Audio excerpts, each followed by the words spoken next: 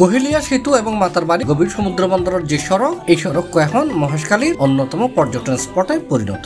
এডে সাপ্তাহিক ছুটির দিন ছাড়াও প্রায় প্রত্যেক দিন হাজার হাজার মানুষের আনাগোনা লক্ষ্য করা যায়। কোহেলিয়া বন্দর সড়কের পয়েন্টত যারা দেখা গিয়ে কোহেলিয়া নদীর কুলগেছি বন্দর সড়ক, কয়লা বিদ্যুৎ প্রকল্প, গভীর সমুদ্র বন্দরের যে সড়ক, এই সড়কের ন্যায্য বিপুল সংখ্যক পর্যটকের ভিড়। আশ্চর্যজনক একটা ব্যাপার, এখানে যে এরকম একটা ব্রিজ হবে, বন্দর হবে, এটা আমাদের স্বপ্ন ছিল না। কোহেলিয়া নদীর এই পারে, এই নদীতে আমরা অনেকবার সাঁতার কেটে আসছি। এদিকে মাতাবাড়ি বল খেলা দেখতে আসতাম, ওখানে সাঁতার কেটে আসছি। অনেক সময় নৌকা না হয়ে, বোট না হয়ে সাঁতার কেটে চলে গেছি।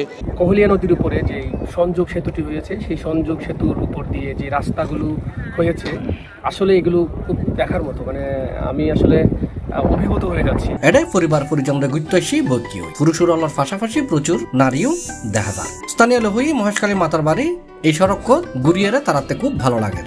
এখানে অনেক পর্যটক আসছে, আমরাই আসছি, আমাদের এখানে এসে অনেক ভালো লাগলো। আলহামদুলিল্লাহ, আপনারা সবাই আসছেন। অনুভূতি গান বহুত ভালো লাগে। এখন দেখতে লাগতো না, চারিপাশে মানুষ এখন বর্তমানে এই ঈদের সম্প্রতি বন্ধের মধ্যে মানুষ আরো বিট বেশি হয়ে, এখনও মানুষ বন্ধের সময় মানুষ বেশি, তাই এখন আর পরিবার লইন আসছি। খুব বেশি আনন্দিত। প্রধানত আর লক্ষ্যমাত্রা আসলে পাওয়ার প্ল্যান্টত আসলাম, কিন্তু আমরা আস্তে আস্তে গাড়ি চালা আসতে মহেশখালী চ্যানেল কোহেলিয়া নদীর পাশে যে রোডটা তৈরি হয়ে আসলে খুব সাইবার মতো রোড, খুবই সুন্দর। আর বেগম বন্ধুল মিলিয়ে খুব আজ আইলাম, খুব আনন্দ করলাম।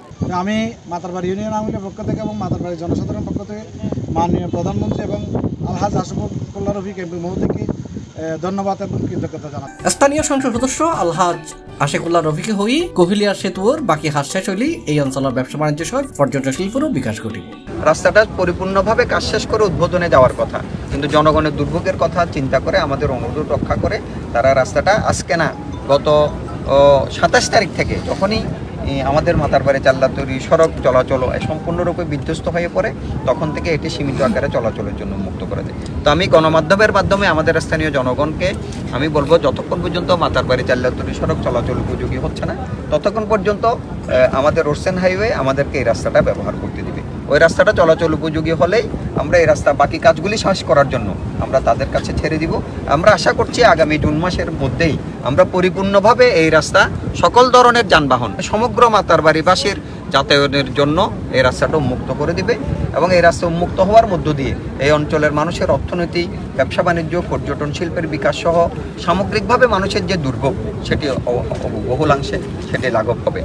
মহেশখালীবাসীর আশা, তারা এই সড়ক কর্নেজি এভাবে অবাধে ঘুরিতে পারিব এবং এই সড়ক কর্নেজি সংশ্লিষ্ট কর্তৃপক্ষ নিরাপত্তা নিশ্চিত রাখিব। C+ চট্টগ্রাম।